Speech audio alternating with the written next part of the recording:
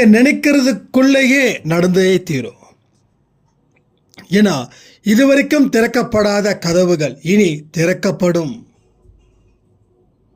எத்தனையோ மனுஷங்க உங்களை மனசில் அறுவை சிகிச்சை செய்தார்கள். அந்த வலியும் வேதனையையும் எந்த மனுஷங்க கிட்டையும் சொல்ல முடியல.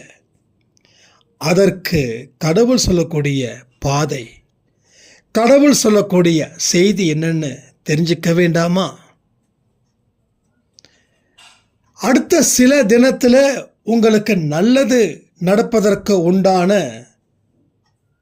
ஒரு புதிய அத்தியாயம் ஒன்று தொடங்கும். இது எல்லாமே இந்த மாசத்துக்குள்ள நடப்பதற்கு உண்டான சாத்தியக்கூறுகள். நீங்கள் விதைச்சிங்க, அதை அறுவடை செய்யணும். அப்போ அறுவடைக்கு ஏற்ற மாதமா இந்த மாதம் இருக்க போகுதுன்னா உங்களுக்கு எவ்வளவு பெரிய ஒரு வரம் கிடைக்க போகுது யோசிச்சு பாருங்களேன். இதுவரைக்கும் திறந்த கதவுல நீங்க பயணம் செஞ்சீங்க, ஆபத்தை விலைக்கு வாங்கினீங்க. இனி உங்களுக்கு கண்களுக்கு இதுவரைக்கும் பார்க்காத ஒரு கதவு ஒன்று உள்ளது. அந்த கதவை முதலில் நீ காண்பாய், பின் அது திறக்கப்படும், அதில் பயணம் செய்வாய். பயணம் செய்யும்போது ஒரு துன்பமும் ஒரு கர்மாவும் உனக்கு கழியும். நீண்ட ஆயுளுடன் சந்தோஷத்துடன் நீ மறுபடியும் பெரிய இடத்துக்கு வருவாய். உள்ளது போலவே நடக்கும். இல்லாதது என்பது எதுவும் உன் வாழ்க்கையில் இனி இல்லை. கஷ்டமும் சங்கடமும் துக்கமும் துன்பமும் இதை பார்த்து வளர்ந்த நீங்கள் இனி வெற்றி என்ற அதிசயத்தை நீர் பார்ப்பீர்கள். கண்டிப்பாக இது உங்கள் வாழ்க்கையில் நடக்கும். ஓம் சாயிரா சாயிரா, ஓம் சாயிரா சாயிரா, ஓம் சாயிரா சாயிரா, அன்பே சாயிரா, பேரன்பே சாயிரா, அகிலம் தளிக்க ஆத்மா விழிக்க அனுதினம் சாயிரா, எங்கள் அன்பே சாயிரா. ஒன்றே இறைவன், ஒன்றே பூமிக்கென்றும் சாயிரா, சரணம் சாயிரா, நன்றே செய்து வாழ்வோம், நாம் ஒன்றே செய்து வாழ்வோம், அன்பே சாயிரா.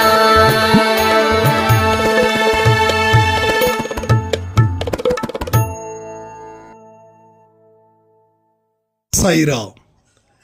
என் உயிரின் உயிரானவர்களே, அனைவருக்கும் வியாழன் தின வாழ்த்துக்கள்.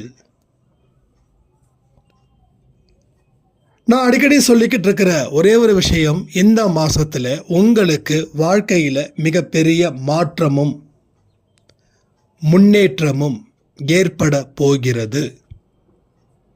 நீங்க என்னதான் கஷ்டமா ஒரு சிச்சுவேஷனை நீங்க அனுபவிச்சுட்டு இருந்தாலும் இந்த கஷ்டம் உங்களுக்கு நிரந்தரமா உங்களை விட்டு போக போகுது.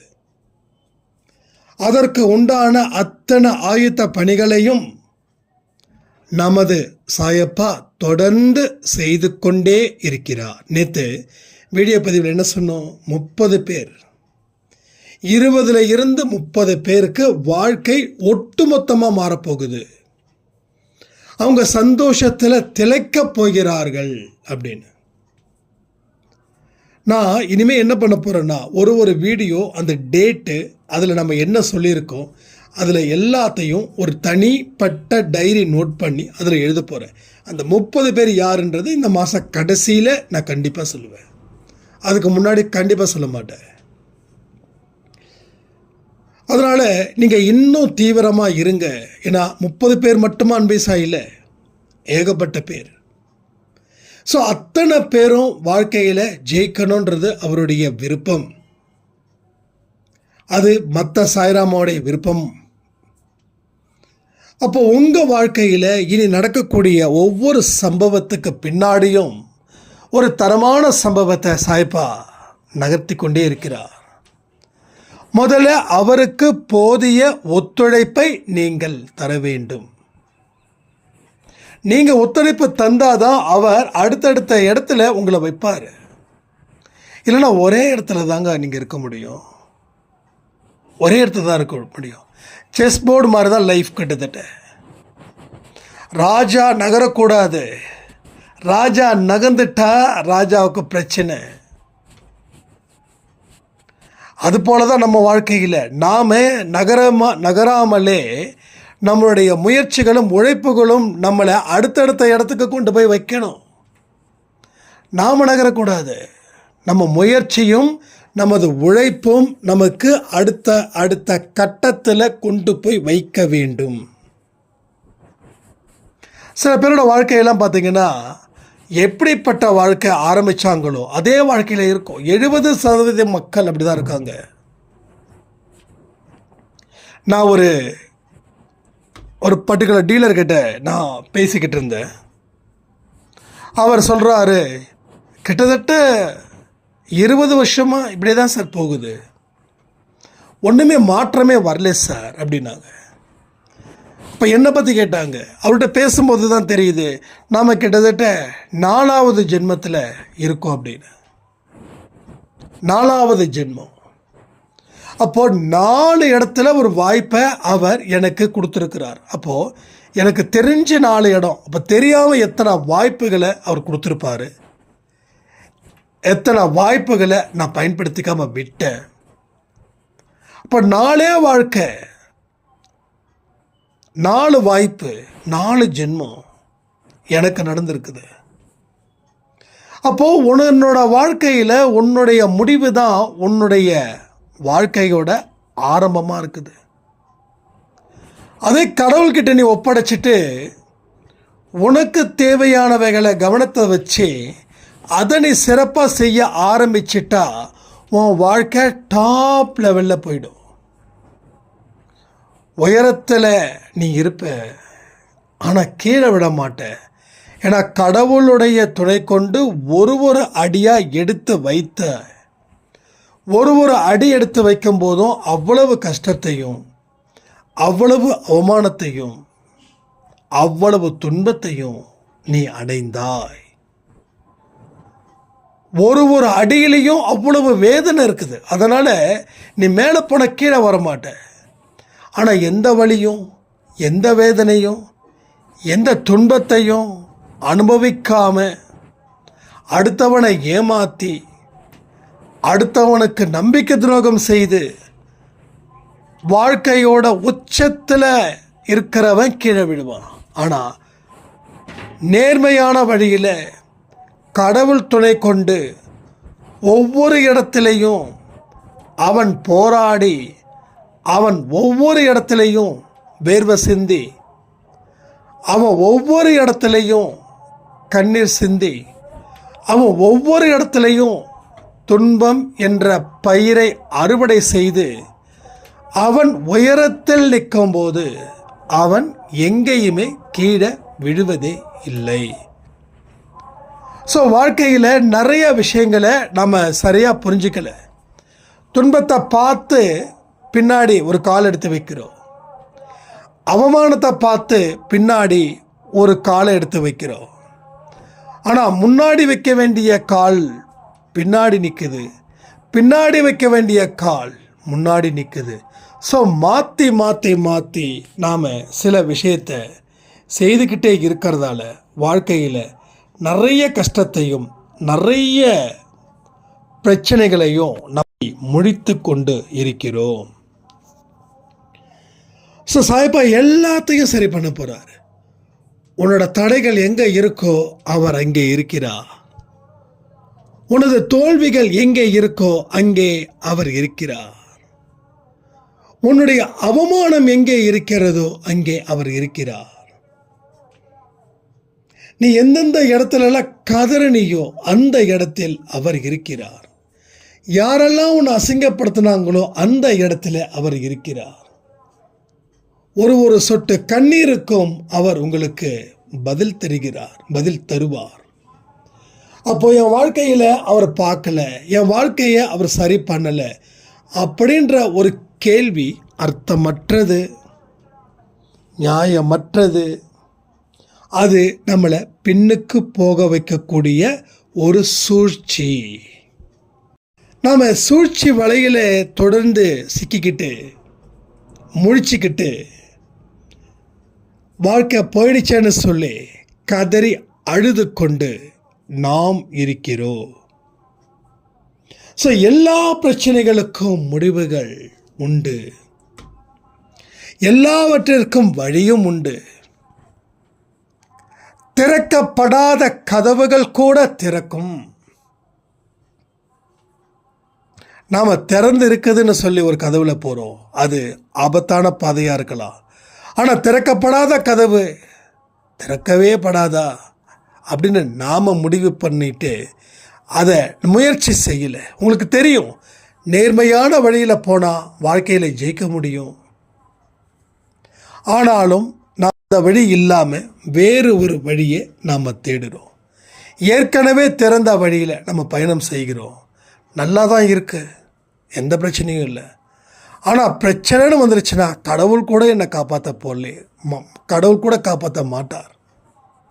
ஸோ ப்ராப்ளம் இல்லாத வரைக்கும் ப்ராப்ளமே இல்லை. ஆனால் ப்ராப்ளம் அப்படின்னு ஒன்று வந்துடுச்சுன்னா அது உன்னோட வாழ்க்கையில் அடுத்த அடியை எடுத்து வைத்தால் கூட நீ கீழே விழுந்துடுவே. உன் உயிர் போகாது, என் மற்றது எல்லாமே போயிடும். உயிர் போயிட்டாங்க, ஒரு பிரச்சனை இல்லை. ஆனால் உயிர் போகாமல் இருக்கிறதே பெரிய பிரச்சனையாக இருக்குது. ஏன்னா உயிரோடு இருந்த பிரச்சனைகளை சமாளிக்க முடியல. உயிர் போயிடுச்சுன்னா அவன் பிரச்சனை முடிஞ்சது அவன் நினைக்கிறான், அவன் அடுத்த ஜென்மத்தில் வரணும், அவன் எல்லாத்தையும் செய்யணும், அது வேறு விஷயம். ஆனால் இந்த நேரத்தில் தப்பிப்பதற்கு உண்டான ஒரே வழி தற்கொலை. தற்கொலையை யாரும் ஆதரிக்க வேண்டாம். தற்கொலையால் நாம் அந்த நேரத்துக்கு தான் ஒரு பிரச்சனையை நிறுத்துகிறோம். ஆனால் மீண்டும் ஒரு ஜென்மம் எடுப்போம். அந்த ஜென்மத்தில் இந்த தற்கொலை செய்த பாவம் அதுவே 100 மடங்கு ஜாஸ்தியாக இருக்கும். இதையும் சமாளித்து வரக்கூடிய காத்திருக்கக்கூடிய சவால்களையும் சமாளித்து நாம் ஒரு படி ஏறுவதற்குள்ள நம்ம உயிர் போயிடும். இன்றைக்கி அந்த நிலையில் தான் நம்ம இருக்கிறோம், அதையும் மறக்காதீங்க. அப்போ நான் என்னதான் செய்கிறது? திறக்கப்படாத கதவுகள் திறக்கும் வரை போராடு. திறக்கப்படாத கதவுகள் திறக்கும் வரை காத்திரு. திறக்கப்படாத கதவுகள் திறக்கும் வரை ஓய்வு, தூக்கம் எல்லாத்தையும் குறைச்சிடு. அளவுக்கு அதிகமாக ஓய்வெடுப்பதும், அளவுக்கு அதிகமாக தூங்குறதும், அளவுக்கு அதிகமாக பேசுகிறதும், அளவுக்கு அதிகமாக சாப்பிட்றதும் உன் வாழ்க்கையில் அளவில்லாத துன்பத்தை தரும். நீ ஒரு போர் வீரனாவே நினச்சிக்கோ. நான் வாழ்க்கையில் அப்படி தான் நினச்சிப்பேன். ஒரு போர் இது தினமும் காலை எழுந்திருச்சா அதுக்காக சீரியஸாக இருக்கணுன்ற அவசியம்லாம் இல்லை. சில நாளில் போர் கடுமையாக இருக்கும், சில நாளில் போர் எளிமையாக இருக்கும். அப்போது எல்லா நாளும் எளிமையாக இருக்கணும்னு நினச்சிடாத, அதே நேரத்தில் எல்லா நேரமும் கடுமையாக இருக்கணும்னு நினச்சிடாத. எதை வந்தாலும் சமாளிக்க முடியும் என்ற நம்பிக்கையுடன் நீ போராடு. இப்போ போராடுவதற்கு என்ன தேவை? முதல்ல உடல். நான் ஏன் இந்த உடம்புக்கு இவ்வளோ தூரம் இம்பார்ட்டன்ட் கொடுக்குறேன் அப்படின்னா, நீ உடம்பு நல்லா இருந்தால் தான் உன் மனசு நல்லா இருக்கும். உன் மனசு நல்லா இருந்தால் தான் வாழ்க்கையில் நீ போராடுவதற்கு உண்டான குணம் உனக்கு எளிதில் கிடைக்கும். பட் எதுவுமே கிடைக்காம இருந்துருச்சுன்னா வாழ்க்கையில் எதுவுமே கிடைக்காம போயிடும். ஸோ உடலையும் பார்த்துக்கல, மனதையும் பார்த்துக்கல, வாழ்க்கையில் நீ தோற்று போயிட்டுன்னு அர்த்தம். இப்போ உடல் இருந்து மனம் இருந்தால் அது வேலைக்காகாது, மனம் இருந்து உடல் இல்லைன்னா அது வேலைக்காகாது. ஸோ உடலை உன்னோட சக்திக்கு தகுந்தது போல் நிர்வகிச்சுக்கோ. அளவுக்கு அதிகமாக யோசிக்காத, அளவுக்கு அதிகமாக உண்ணாத. ஸோ உடலுக்கு வெளிப்புறமாக நிறைய கொடுக்குறோம், எடுக்கிறோம். ஆனால் மனதுக்கு உட்புறமாக கொடுக்குறோம், எடுக்கிறோம். மனதுக்கு உட்புறமாக நல்ல எண்ணங்களை விதை, வெளிப்புறமாக கெட்ட விதைகளை தூக்கி எறி. இதே போல தான் இங்கே உடலுக்கும். அப்போ இது எல்லாமே இருந்துச்சுன்னா திறக்கப்படாத ஒரு கதவு, உன் கண்ணில் காட்டப்படாத மறைமுக ஒரு கதவு, அது நிச்சயமாக திறக்கும், நிச்சயமாக திறக்கும். ஒரு அதிசயத்துக்கு உரிய ஒரு பெண்ணாக ஒரு ஆணாக நீ வாழ்வாய். இது காலத்தின் கட்டாயமும் கூட. ஏன்னா இவ்வளவு நாள் காத்திருந்தீங்க, சாயப்பா எனக்கு ஏதாவது செய்வார், இனி அவர் செய்வார். உன் வாழ்க்கை பயணத்தை அவர் முற்றிலும் மாற்றுவார். அதை பற்றி நீ கவலைப்படாத. அவர் வேலையை செய்யட்டும், நீ உன் வேலையை செய். அவர் வேலை செய்கிறாரா செய்யலையான்னு பார்க்கறது உன் வேலை இல்லை. நீ வேலை செய்கிறியா செய்யலையான்றது நீ கவனி. நிறைய பேர் கடவுள்கிட்ட சொல்லிட்டேன், அவர் என்னைக்கு எதை பண்ண போகிறாருன்னு தெரியல அப்படின்னு சொல்லுவாங்க. பட் இது லாஜிக்கா? இது லாஜிக்கே இல்லை. அவர் வேலையை செய்கிறதில் நீங்கள் செய்கிறாரான்னு பார்க்கறதுக்கு நீங்கள் என்ன அவரை விட பெரியவரா? இல்லையே. அப்போ அவர் என்ன யோசிப்பார், நான் என் வேலையை செய்கிறேன், என்னோடய குழந்தைங்க எது வேலை செய்யாமல் நான் வேலை செய்கிறேன்னா இல்லையான்னு பார்க்குறதுல தெளிவாக இருக்காங்களேன்னு அவர் நினைக்க மாட்டாரா? அப்போ உங்கள் வாழ்க்கையில் இருக்கக்கூடிய பிரச்சனைகளை பார்த்து பயந்து அவர்கிட்ட பல விஷயத்தை எடுத்து சொல்லி அவர் வேலை செய்கிறாரான்னு பார்க்குறத பதில் என்னோட ப்ராப்ளத்தை சொல்லிவிட்டு என் வேலையை நான் பார்க்கிறேன், அவர் வேலையை அவர் பார்க்கிறார். நான் இந்த இடத்துல தெளிவான மனநிலையில் நான் இருந்து நான் சாதிப்பேன் என்பதை நினைவில் வைத்து கொண்டு வாழ முயற்சி செய். உன்னோட ஒரு முயற்சியும் திருவினையாக்கும். ஔவையார் சொல்லியிருக்காருன்னு நினைக்கிறேன். ஒவ்வொரு முயற்சியும் திருவினையாக்கும். நீ முயற்சி செய்யாமல் வெற்றி பெற முடியாது, உழைக்காமல் வெற்றி பெற முடியாது. ரெண்டும் நான் புதுசாக சொல்லலை, நீங்கள் புதுசாக கேட்கல. ஆனால் நீங்கள் முயற்சி செய்துன்னு சொல்கிறீங்க, நீங்கள் உழைச்சன்னு சொல்கிறீங்க. எந்த வகையில், எந்த மாதிரி, எந்த அடிப்படையில் முயற்சி செய்தீங்க? எந்த அடிப்படையில் அதற்குண்டான காலத்தை நீங்கள் நிர்வகிச்சிங்க? எந்த நம்பிக்கையில், எந்த பலத்தில் உழைப்பதற்கு தயாரானீங்க? இதை நீங்கள் உங்களுக்குள்ள கேள்விகளால் கேட்டாதான் அந்த பதில்களை நீங்கள் பெற முடியும். பெறுவதற்கு ஒன்றுமே இல்லைன்னு நினைக்காதீங்க. பெறுவதற்கு ஏராளமானது இருக்குது, எக்கச்சக்கமாக இருக்குது. 1 இல்லை, 2 இல்லை, 10 இல்லை, 100 இல்லை, 1000 இல்லை, லட்சம் இல்லை, கோடி இல்லை, எண்ணிக்கையில் சொல்ல முடியாத அளவுக்கு பெறுவது இங்கே நிறைய இருக்குது. உங்களுக்கு இந்த பதிவை முழுசாக கேட்குறீங்க இல்லையா? உங்களுக்கு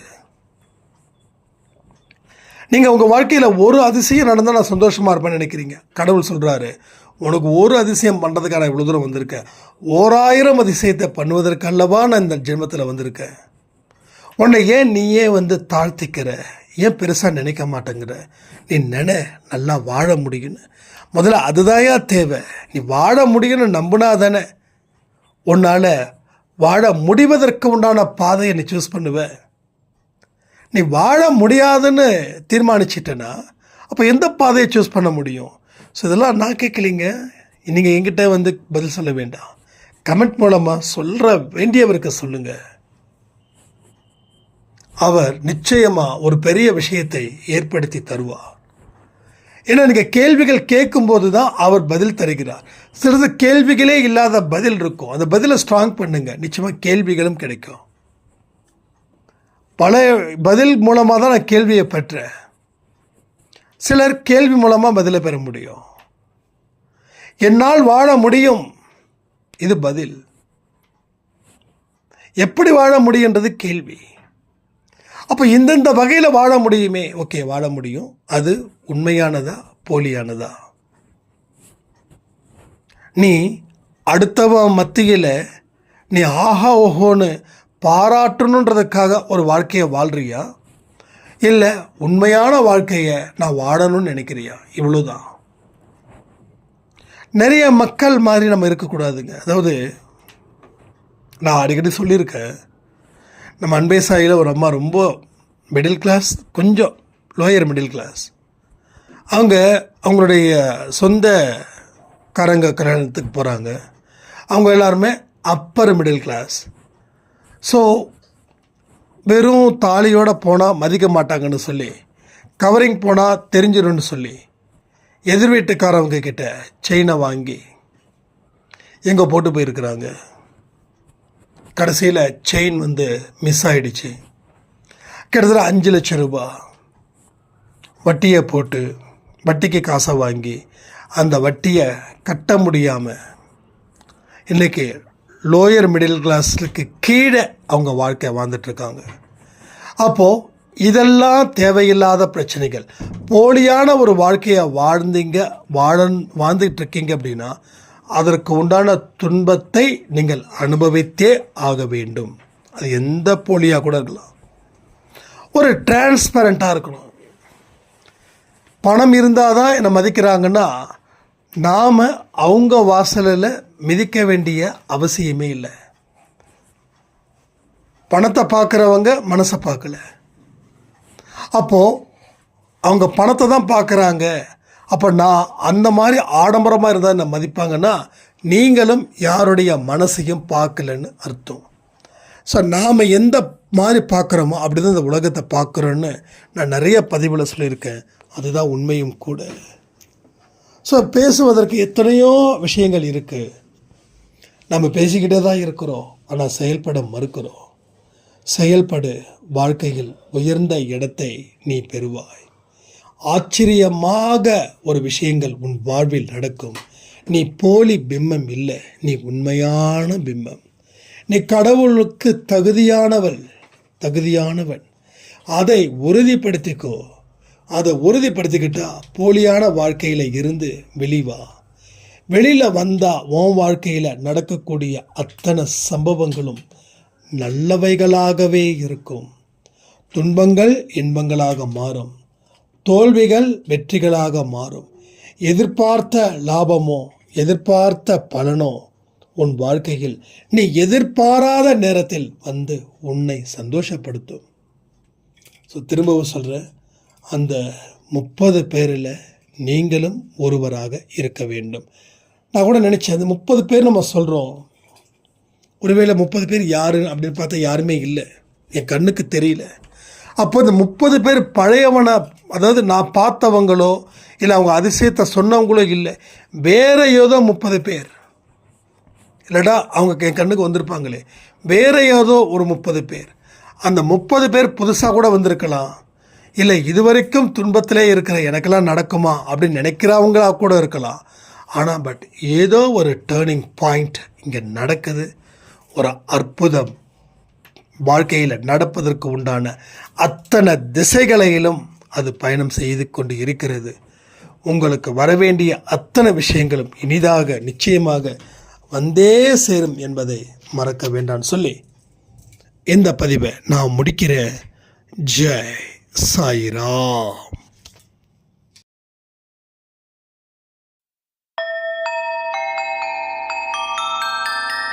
ஓம் சாயிராம்.